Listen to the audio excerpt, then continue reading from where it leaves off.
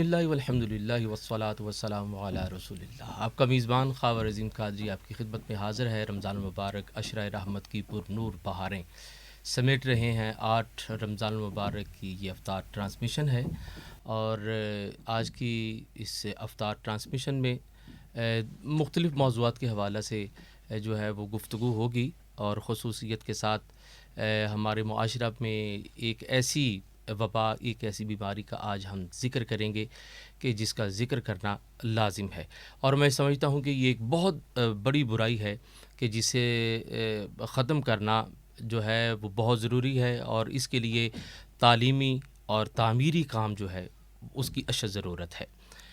میں پہلے رمضان المبارک کے حوالے سے یہ ذکر کرنا چاہوں گا کہ مغرب کے جو طبی ماہرین ہیں انہوں نے بھی روزہ کے حوالے سے کئی دہائیوں سے یہ بات کی ہے اور کر رہے ہیں کہ اس کے فضائل اور اس کے طبی اثرات جو ہیں، طبی جو ہے وہ اثرات جو ہیں وہ ایک وجود پر کیا اثر انداز ہوتے ہیں، اس کی کمال انداز میں انہوں نے وضاحت فرمائی ہے۔ اور روزے کی فرضیت اور اس کی فضیلت کے حوالہ سے تو قرآن اور احادیث رسول صلی اللہ علیہ وآلہ وسلم ہمیں بتاتی ہی ہیں کہ اس کے فضائل کیا ہیں اور اس کے جسم پر جو ہے وہ اثرات کیا مرتب ہوتے ہیں، لیکن مغرب کا ایک مفکر جو ہے اور جو معالج ہے وہ بھی آج تسلیم کیے بغیر رہ نہیں سکتا۔ روزہ کے حوالہ سے بڑی مفصل گفتگو جو ہے وہ سننے کو ملتی ہے۔ روزہ ایک ایسی عبادت ہے کہ جس کے بارے میں اللہ نے فرمایا یہ میرے لیے ہے اور میں ہی اس کی جزا دوں گا۔ روزہ کے حوالے سے مغرب کے معالجین یہ کہتے ہیں کہ بے شمار بیماریوں سے بندہ آزاد ہو جاتا ہے اس روزہ جیسے عمل کو اختیار کرنے پر۔ تو جہاں یہ روزہ جسمانی بیماریوں سے آزادی عطا کرتا ہے، وہاں روزہ بے شمار روحانی بیماریوں سے بھی آزادی عطا فرماتا ہے۔ جس طرح جسم بیمار ہوتا ہے، روح کا معاملہ بھی ایسا ہی ہے۔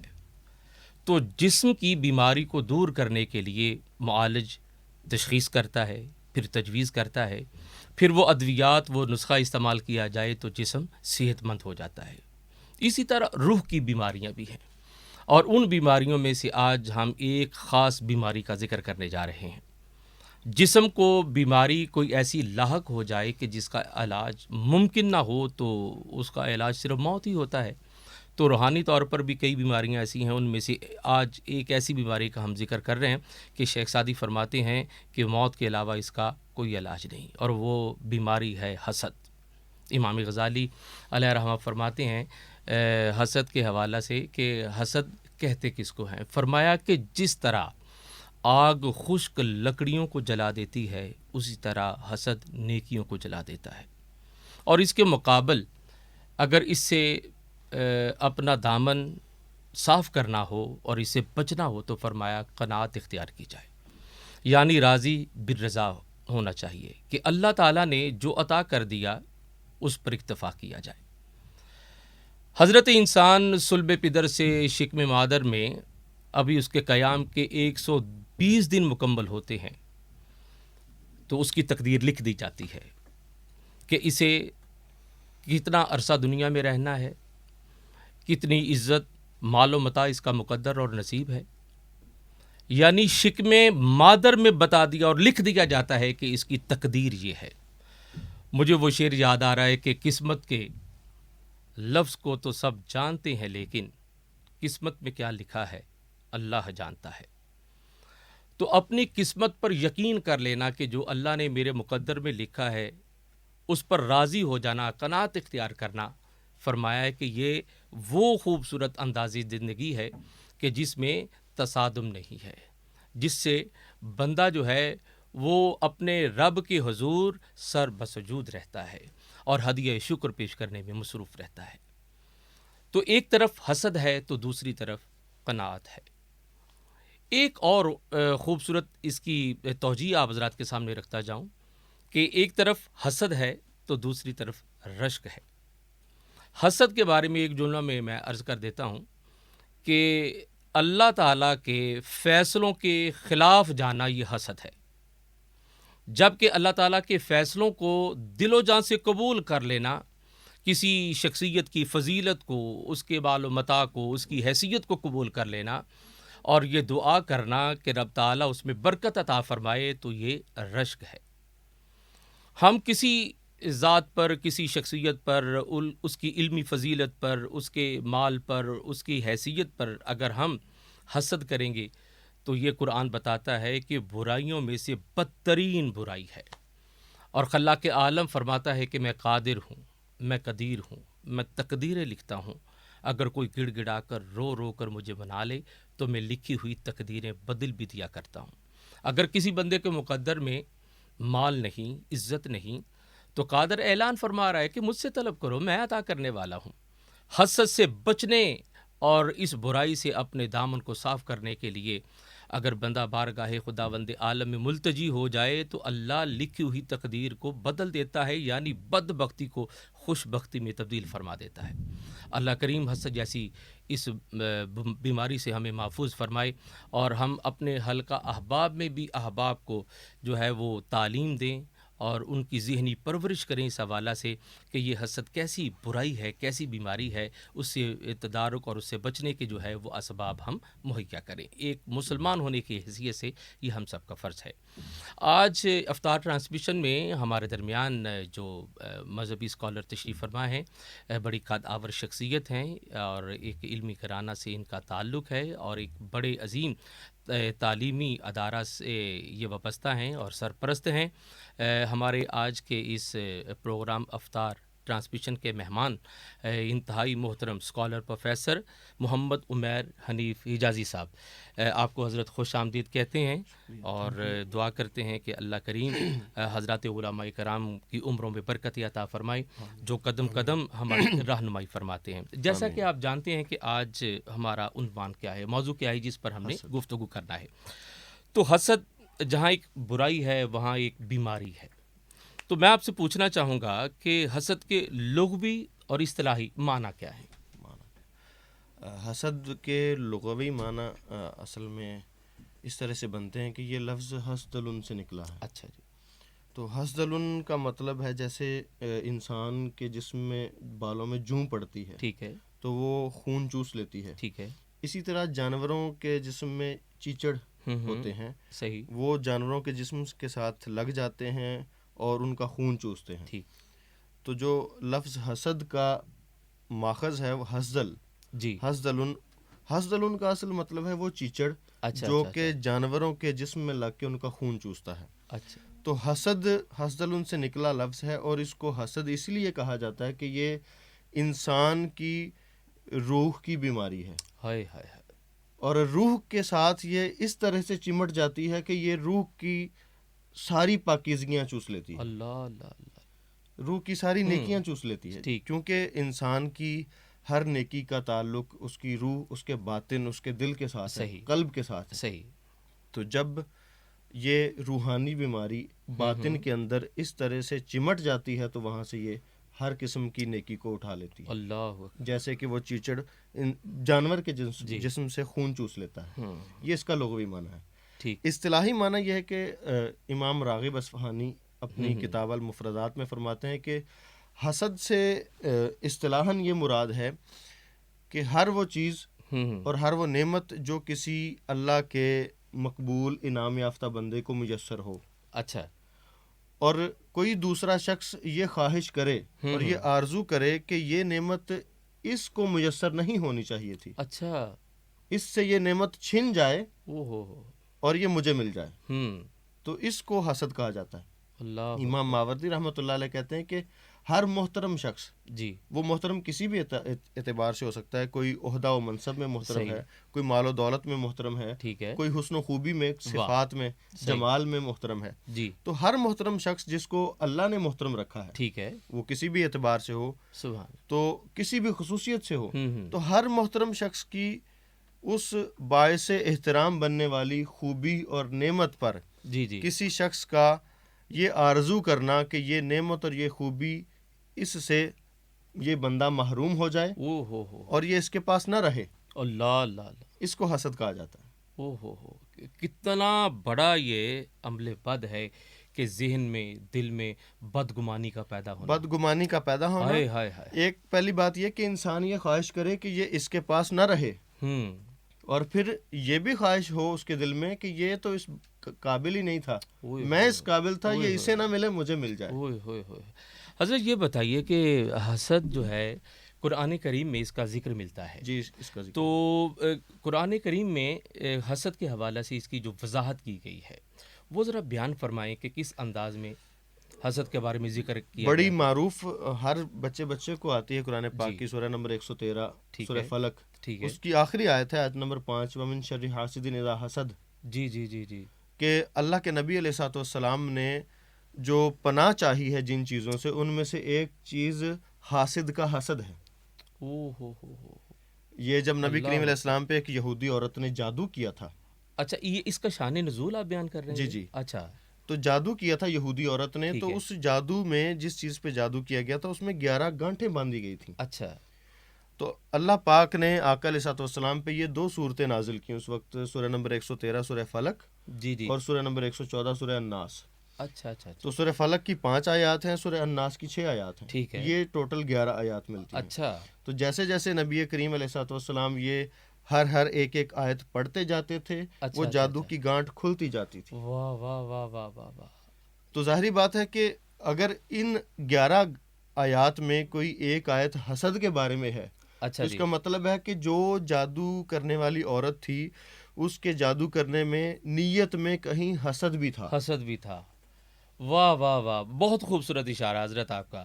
کیا بات ہے جناب. یعنی یہ 2 سورہ ہے مبارکہ خصوصیت کے ساتھ جادو کے جو اثرات ہیں وہ کسی بھی حوالہ سے ہوں تو ان کو زائل کرنے کے لیے جو ہے یہ نازل ہوئی. بلکہ بزرگ اور اولیاء فرماتے ہیں کہ اگر کسی کو یہ اندیشہ ہو کہ اس کو نظر بد لگ سکتی ہے یا جادو ہو سکتا ہے، تو وہ صبح کے وقت یہ 2 صورتیں پڑھے تو شام تک، اور شام کو پڑھے تو صبح تک وہ ہر قسم کی آفات سے محفوظ رہے گا. اللہ اکبر. یعنی ان سورہ مبارکہ میں خالصتاً اللہ تعالیٰ کی پناہ جو ہے وہ حاصل کرنے کے لیے بندہ ملتجی ہوتا ہے. تو اس حوالے سے آیت الکرسی بھی پڑھی جاتی ہے. جی، آیت الکرسی بھی پڑھی جاتی ہے، اور لا حول ولا قوت الا باللہ العلی العظیم بھی پڑھا جاتا ہے، اعوذ باللہ من الشیطان الرجیم بھی پڑھا جاتا ہے. جی جی. تو یہ تو قرآن پاک نے جگہ جگہ رہنمائی فرمائی ہے ہماری ہر پہلو کے لیے. نظر بد کے اثرات ہوں، حسد ہو، جادو ہو، کسی بھی حوالہ سے ہو، تو اللہ تعالیٰ کی پناہ طلب کرنا. جی، نبی کریم علیہ السلام کے ساتھ جو لوگوں کا حسد تھا وہ 2 طرح کا تھا. جی.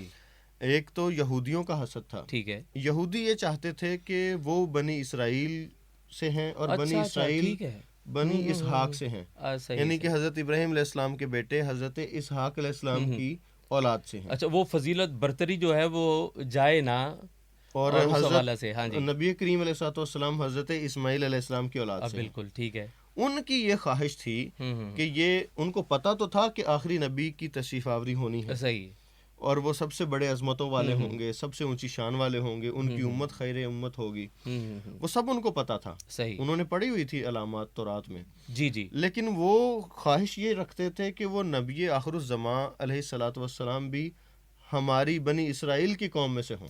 اللہ اکبر، اللہ اکبر. تو لیکن یہ چونکہ اللہ پاک کی منشا تھی کہ یہ حضرت اسماعیل علیہ السلام کی اولاد سے تھا ہونا تھا. اچھا، صحیح. تو لہٰذا وہ اس بات پہ حسد رکھتے تھے کہ یہ جو نعمت عظمیٰ نبوت، آخری فضیلت ہم سے جا رہی ہے، آخری نبی ہونے کی جو فضیلت ہے، اللہ اکبر، یہ ہم میں نہیں ہے، ہمارے خاندان سے جا رہی ہے، ہماری بنی اسرائیل پوری قوم میں سے جا رہی ہے. صحیح. تو یہ ہم میں سے نہیں ہے. صحیح. تو لہٰذا یہ ادھر بھی نہیں ہونی چاہیے، اللہ، بنی اسماعیل میں بھی نہیں ہونی چاہیے، اگر ہو تو بنی اسحاق میں سے ہو. اچھا حضرت، میں آپ سے پوچھنا چاہوں گا، چونکہ حسد کے حوالہ سے آپ نے اس کی تعریف بیان فرمائی کہ کسی کے صاحب منزلت ہونے پر بدگمان ہونا یہ حسد ہے.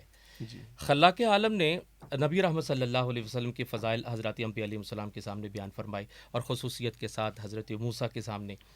تو حضرت موسیٰ کا یہ طریق ہمیں بتا نہیں رہا، تعلیم عطا کر رہا ہے کہ جب حضرت موسیٰ کو فضائل مصطفیٰ اور امت مصطفیٰ بیان کیے گئے تو حضرت موسیٰ نے یہ فرمایا کہ باری تعالیٰ مجھے یہ امت مجھے عطا کر دے. تو خلاق عالم نے فرمایا کہ یہ امت میں نے اپنے آخری نبی محمد کے لیے رکھی ہے. تو جناب موسیٰ نے یہ عرض کیا کہ مولا اگر مجھے یہ امت عطا نہیں کرتا تو مجھے ہی اس امت پہ پیدا فرما دے. یعنی نبی پاک کی فضیلت اور برتری کو کس انداز میں قبول کیا جا رہا ہے. یعنی یہ اشارہ جو ہے یہ ہمیں تعلیم دے رہا جی ہے. یہ اصل میں یہ جو بات ہے حضرت موسیٰ علیہ السلام کی، جی یہ حسد نہیں، یہ رشک ہے. رشک ہے. واہ واہ واہ واہ. تو حسد اور سبحان رشک اللہ. میں بالکل باریک لائن ہے، واہ واہ واہ. سبحان اللہ. بالکل سبحان باریک لائن اللہ. ہے. سبحان اللہ. تو وہ اگر نیت تھوڑی سی ادھر ہوئی تو جی. حسد، اور نیت تھوڑی سی ادھر ہوئی تو رشک. اللہ اکبر. اب موسیٰ علیہ السلام نے آگے سے جو اللہ پاک نے وضاحت فرمائی اس کو قبول بھی کیا ہے جی. کہ موسیٰ یہ امت تمہارے لیے نہیں بنی، اللہ اکبر. یہ امت میں نے اپنے نبی محبوب مصطفیٰ علیہ السلام کے لیے ہے رکھی جی. ہے، تو یہ ان کی امت ہوگی. واہ واہ. تو پھر موسیٰ علیہ السلام نے یہ نہیں کہا واہ کہ واہ. اگر یہ امت مجھے نہیں ملتی تو یہ کسی کو بھی نہیں ملنی سبحان چاہیے، اللہ. معاذ اللہ، سبحان معاذ اللہ. اللہ. اللہ اکبر. بلکہ یہ کہا کہ اچھا مولا اگر تیرا وہ فیصلہ ہے تو میں اس پہ بھی راضی ہوں، واہ. پھر مجھے ان امتیوں میں شمار فرما. ہم ہم ہم. کیونکہ جو محبوب مولا تو بتا رہا ہے کہ اتنی عظمتوں والا ہوگا، تو پھر میں موسیٰ میں بھی چاہوں گا کہ اس نبی کی امت میں سے اٹھایا جائے. سبحان اللہ. معزز ناظرین، ہمارے لیے حضرات انبیاء علیہ السلام کی سیرت جو ہے، حضرات اولیاء کرام کی سیرت جو ہے وہ تعلیم کا درجہ رکھتی ہے کہ جس انداز میں حضرت وضاحت فرما رہے تھے حضرت موسیٰ کلیم اللہ کا امت مصطفیٰ میں آنا اور اس کی خواہش کرنا جو ہے یہ بتاتا ہے کہ یہ رشک ہے. یعنی حسد کے مقابلے میں اگر مزاج رشک کے حوالہ سے جو ہے وہ پروموٹ کیا جائے یا اس کو ابھارا جائے یا اس کی تربیت کی جائے تو یہ حسد جیسی بیماری سے بچا جا سکتا ہے. مختصر بریک کے بعد تشریف لائیں گے اور یقین رہے گا کہ آپ ہمارے ساتھ رہیں گے.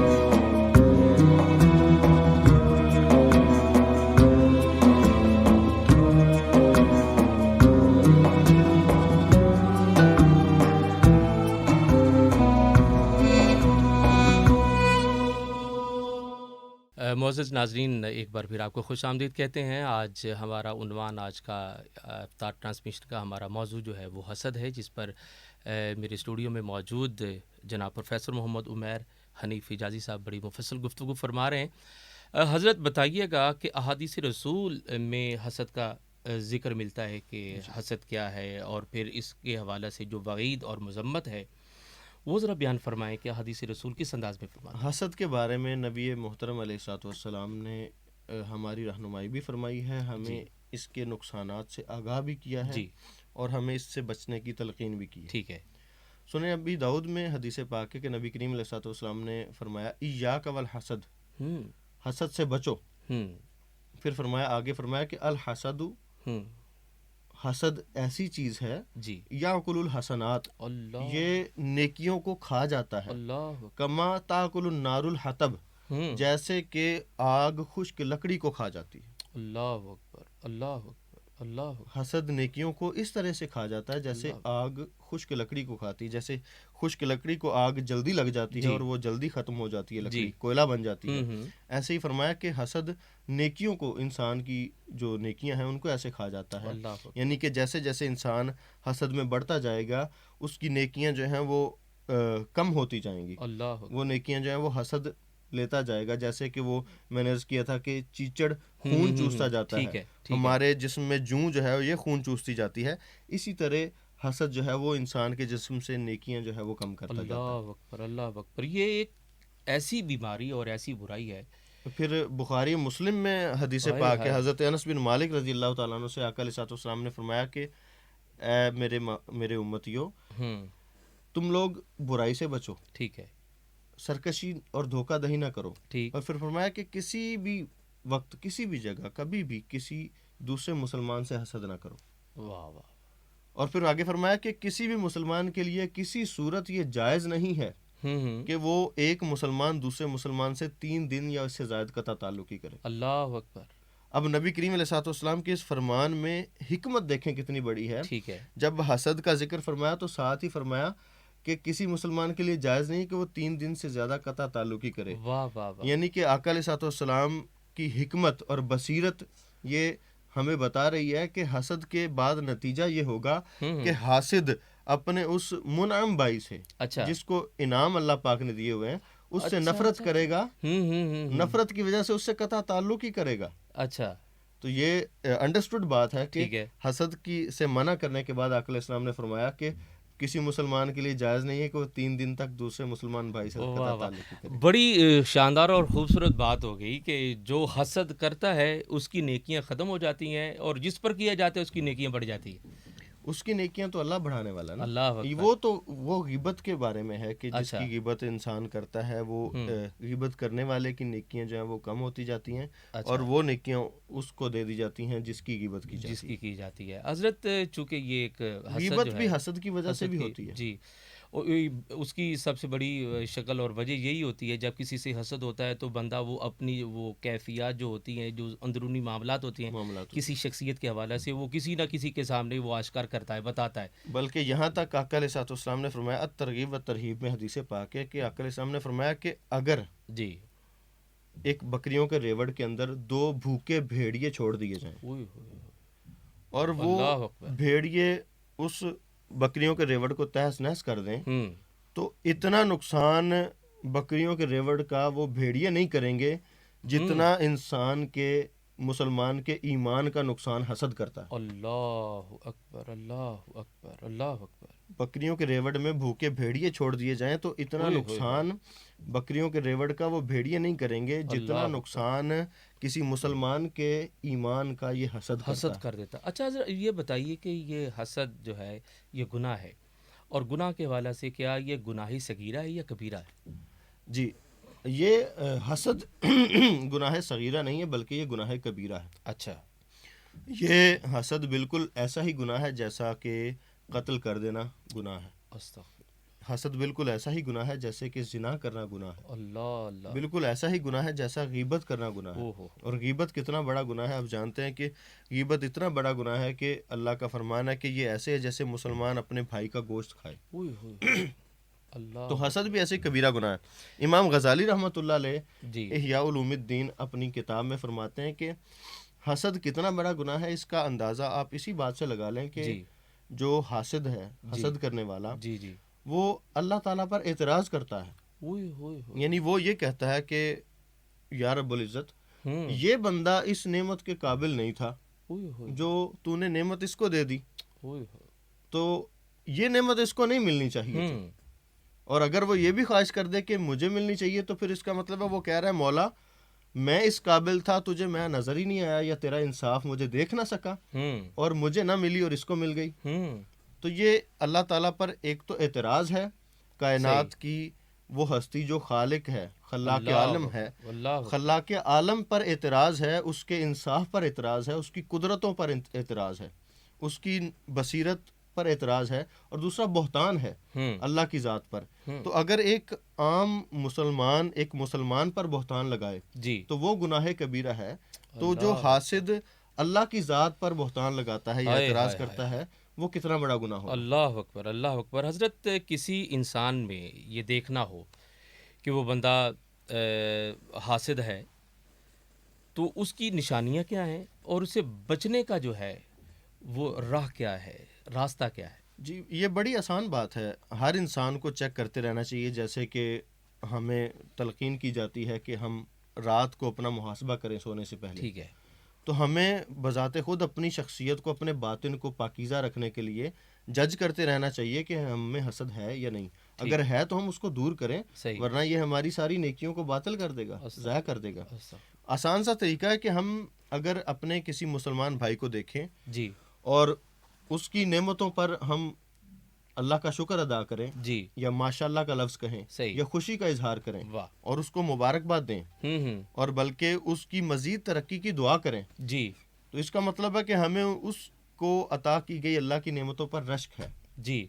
لیکن اگر ہمارا کوئی مسلمان بھائی اللہ کی طرف سے انعام یافتہ ہے، اس کو اللہ کی طرف سے نعمتیں ملی ہیں، کوئی خوبی ملی ہے، کوئی عہدہ ملا ہے، کوئی مال و دولت جائیداد ملی ہے، صحیح، تو ہم یا ہمارا دل، ہمارا باطن یا ہمارے خیالات اس طرف ڈائیورٹ ہو جائیں کہ یہ نعمت، یہ انعام، یہ حسن و خوبی، یہ عہدہ، یہ جاہ و منصب، یہ دولت، یہ اسے نہیں ملنی چاہیے تھی. اچھا. یا یہ اس کے پاس نہ ہو. صحیح. تو سمجھ لیں کہ ہمارا دل، ہمارا باطن، ہمارے خیالات، ہمارا قلب جو ہے وہ حسد کی جانب مائل. ماں سوائے اپنے کسی اور کو برداشت نہ کرنا، قبول نہ کرنا، بالکل یہ بھی ایک حسد کی کیفیت ہے. حسد کی کیفیت. بس ذہن میں ایک سوال آ رہا ہے کہ جب خلاق عالم نے فرمایا تمام فرشتوں کو کہ سجدہ کرو اور شیطان نے سجدہ نہیں کیا، اور پھر آگے بیان یہ کیا کہ میں اس سے بہتر ہوں، آیا کہ اس کو بھی اسی نظر سے ہم دیکھیں گے یہ؟ جی جی ہاں جی ہاں، یہ بڑی اچھی بات اور بڑا اچھا سوال اور بڑے اچھے وقت پہ آپ نے جی کیا ہے۔ ہم یہی کہتے ہیں اور سمجھتے ہیں کہ شیطان کا آدم علیہ السلام کو سجدہ نہ کرنا غرور اور تکبر تھا۔ ٹھیک ہے۔ اصل میں غرور اور تکبر سے پہلے ہوں حسد پیدا ہوا اس کے دل میں، ہوں ہوں تو حسد غرور اور تکبر کا باعث بنتا ہے۔ ٹھیک ہے۔ حسد یہ تھا کہ میں آگ سے بنا ہوا ہوں، ہوں خلقتنی من نار و ٹھیک، خلقتہ من طین، اور صحیح۔ اسے مولا تو نے مٹی سے بنایا ہے۔ مختصر بریک کے بعد تشریف لائیں گے اور یقین رہے گا کہ آپ ہمارے ساتھ رہیں گے۔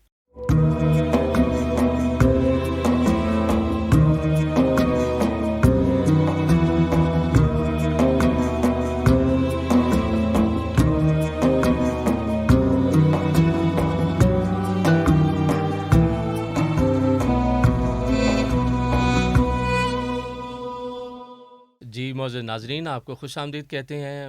حسد کے عنوان پر آج ہمارے اسکالر جو ہمارے اسٹوڈیو میں موجود ہیں بڑی تفصیل سے بیان فرما رہے ہیں، اور یہ ایک ایسی بیماری ہے کہ بسا اوقات حسد کرنے والے کو پتہ نہیں چلتا کہ وہ حسد کر رہا ہے۔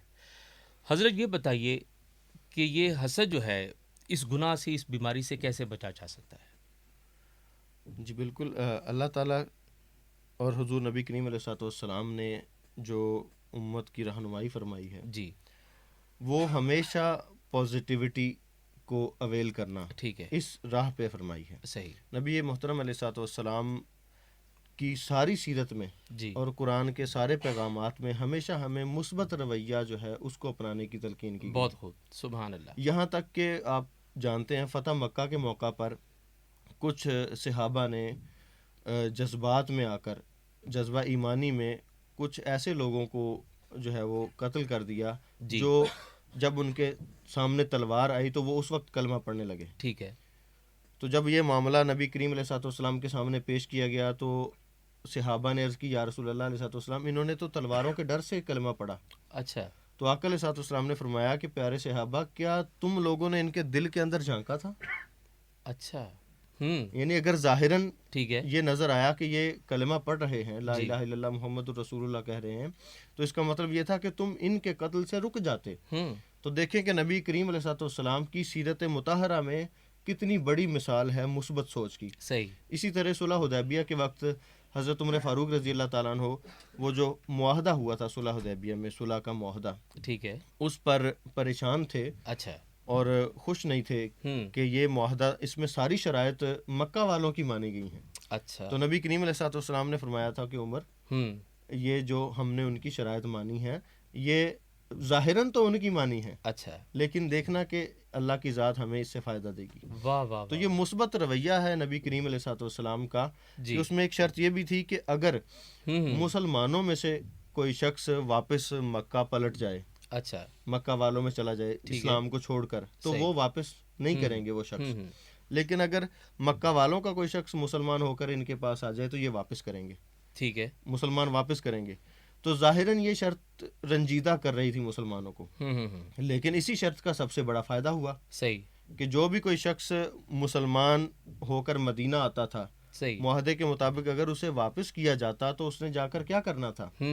ایک تو اس نے آزمائش پر پورا اترنا تھا، ٹھیک ہے، کہ اپنے اسلام کو نہیں چھوڑنا تھا۔ صحیح۔ تو اس کی ثابت قدمی سے سارے مکہ والے حیران اور پریشان ہو جاتے کہ یہ کیسا دین ہے جو اتنی ثابت قدمی عطا کرتا ہے۔ اور دوسری بات یہ کہ جب اس نے مسلمان ہو کر مکہ جانا تھا تو اس نے جا کے اسلام کی تبلیغ کرنی تھی، ٹھیک ہے۔ تو نبی کریم علیہ الصلوۃ والسلام نے ہمیشہ مثبت رویے کی تلقین کی اور تعلیم دی۔ حضرت ابوبکر صدیق رضی اللہ تعالیٰ عنہ کو نبی کریم علیہ السلام کے سامنے کوئی شخص برا بھلا کہہ رہا تھا، اچھا، تو آقا علیہ السلام خاموش تھے، ٹھیک ہے، اور حضرت ابوبکر صدیق رضی اللہ تعالیٰ عنہ بھی خاموش تھے۔ اچھا، پھر آخر کار جب اس کی یہ گفتگو بڑھ گئی اچھا، اس شخص کی، تو آخر کار حضرت ابوبکر صدیق رضی اللہ تعالیٰ عنہ نے اس شخص کو جواب دے دیا۔ اچھا، تو نبی کریم علیہ السلام نے حضرت ابوبکر صدیق رضی اللہ تعالیٰ عنہ سے اپنا چہرہ پھیر لیا۔ اچھا، تو آپ پریشان ہوئے، جب پھر آقا علیہ السلام کے سامنے ہوئے، پھر آپ نے چہرہ پھیر لیا، تو بعد میں حضرت ابوبکر صدیق رضی اللہ تعالیٰ عنہ نے آقا علیہ السلام سے پوچھا یا رسول اللہ کیا ہوا، کہ جب وہ شخص مجھے برا بھلا کہہ رہا تھا تو آپ خاموش تھے، ٹھیک ہے، اگر آخر کار تنگ آ کر میں نے اسے برا بھلا کہہ دیا یا جواب دے دیا تو آپ نے رخ انور پھیر لیا۔ اچھا، تو آقا علیہ السلام نے فرمایا کہ اے ابوبکر، جب تم خاموش تھے وہ تمہیں کچھ کہہ رہا تھا تو تمہاری طرف سے فرشتے جواب دے رہے تھے۔ اللہ اللہ اللہ اللہ اللہ، اس کا مطلب یہ سبحان ہوا، اللہ، اور جب تم نے اسے جواب دیا تو دیا، پھر فرشتے تمہاری طرف سے چلے گئے۔ اس کا مطلب یہ ہوا کہ مسلمان جب بھی کبھی جی مثبت رویہ اختیار کرے گا واہ واہ واہ واہ، تو اللہ کی ذات، اس کی رحمت، اس کے رحمت کے فرشتے، وہ سارے صحیح، اس کے ساتھ معاون بن جائیں گے۔ واہ واہ واہ، حضور علیہ الصلوۃ والسلام نے صحابہ کرام کی تربیت فرمائی، تربیت مثبت فرمائی، سوچ عطا فرمائی، مثبت سوچ۔ تو حسد سے بچنے کا بہترین طریقہ یہ ہے کہ جی ہماری سوچ مثبت ہونی چاہیے۔ بہت خوب، سبحان اللہ، ہم سبحان اگر اللہ، کسی کو دیکھیں کہ وہ انعام یافتہ ہے، اللہ جی، جی، تعالیٰ کی عطا ہے اس پر، مال و صحیح، دولت کے اعتبار سے، حسن و خوبی کے اعتبار سے، جاہ و منصب عہدے کے اعتبار سے، صحیح، تو ہمیں اس پہ رشک کرنا چاہیے، اس کو دیکھ کر اللہ کا شکر ادا کریں، سبحان اس اللہ، کو مبارکباد دیں، سبحان ماشاء اللہ کہیں، اللہ کی عطاؤں پہ راضی رہیں، واہ واہ واہ واہ، تو پھر اس طرح سے حسد ہمارے دل میں جگہ نہیں بنا پائے گا۔ سوچ اور فکر مثبت ہونی چاہیے، سوچ اور فکر مثبت ہونی اس چاہیے، سے ہم حسد سے بچ سکتے ہیں، بچ سکتے ہیں۔ اور یہاں تک کہ حضور غوث الاعظم رضی اللہ تعالیٰ عنہ، سبحان اللہ، آپ کی تعلیمات میں ہے فتوح الغیب میں کہ حسد کرنے والا جی، اگر یہ سوچ لے، ہوں، حسد کرنے والا اگر یہ سوچ سوچ لے لے کہ قیامت کے دن جی، یہ جو منعم شخص ہے، انعام یافتہ شخص ہے، ٹھیک ہے، اس کا حساب کتاب اس کی عطاؤں کے اعتبار سے لمبا ہوگا، اچھا، طویل ہوگا، صحیح، اور میرا حساب کتاب، مجھے جو اللہ نے دنیا میں کم عطا کر کے آزمایا ہے، میرا حساب کتاب کم ہوگا، تو یہ دیر سے جنت میں جائے گا، میں جلدی جنت میں چلا جاؤں گا، اچھا، میرا حساب جلدی ختم ہو جائے گا، میں جلدی جنت میں چلا جاؤں ٹھیک، گا۔ اگر وہ یہ سوچ لے تو اس کے دل میں حسد پیدا ہی نہ ہو۔ اللہ اللہ اللہ اللہ، کیا خوبصورت طریقہ ہے جناب حسد سے بچنے کا۔ اچھا حضرت، آپ کی اس گفتگو سے میرا تصور جو ہے، وہ میرا خیال جو ہے، وہ ایک ایسے مقام، ایک ایسی جگہ پہنچا کہ جو ایک ہمارے لیے مینارہ نور کی حیثیت رکھتا ہے۔ آپ نے فرمایا مثبت سوچ، حضور علیہ الصلوۃ والسلام نے حضرات صحابہ کرام کی تربیت فرمائی اور مثبت سوچ عطا فرمائی۔ اس کا بہترین اظہار جو ہے حضور علیہ الصلوۃ والسلام کی تربیت کا اس حوالہ سے، یعنی کہ حسد اسے کہتے ہیں کہ کسی کی فضیلت اور برتری کو دیکھ کر یہ گمان کرنا کہ اس کا حقدار یہ نہیں میں ہوں، یہ حسد ہے۔ اور حضور علیہ الصلوۃ والسلام کی تربیت یافتہ بڑے بڑے قد آور صحابہ کرام ہیں، فضیلت کے اعتبار سے، مقام اور حیثیت اور منزلت کے اعتبار سے۔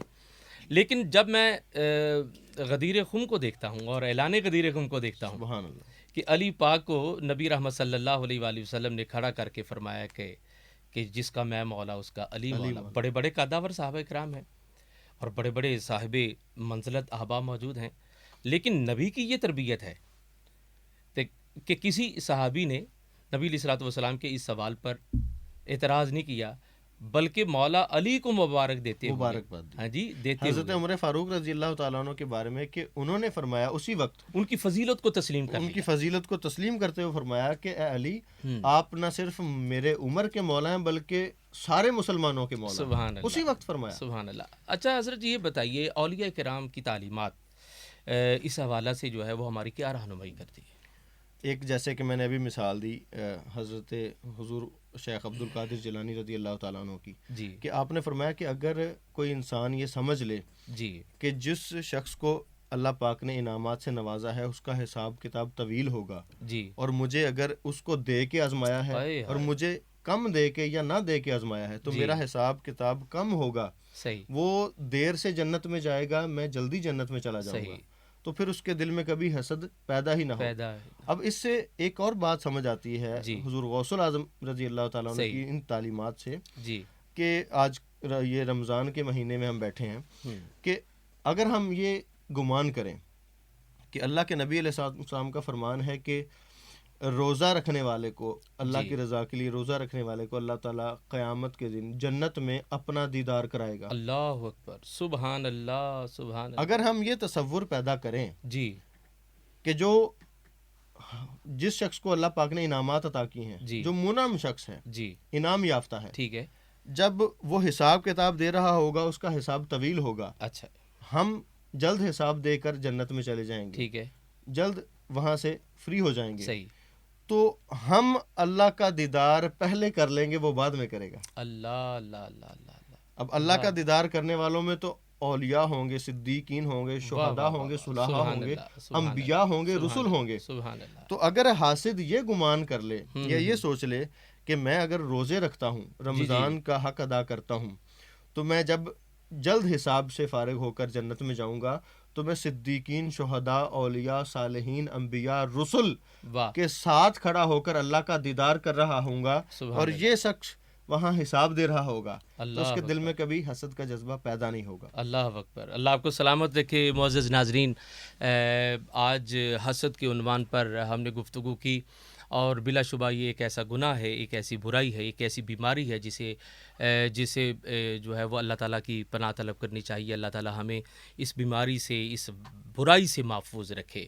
حضرات اولیاء کرام کی تعلیمات پر ذکر کر رہے تھے, اور مجھے ایک شلوک یاد آ رہا تھا. حضور بابا فرید الدین مسعود گنج شکر علیہ رحمہ کا فرماتے ہیں کہ تیرے بنا تیرا رزق کسی نہیں کھاونا, پر تینوں تبار نہیں آونا.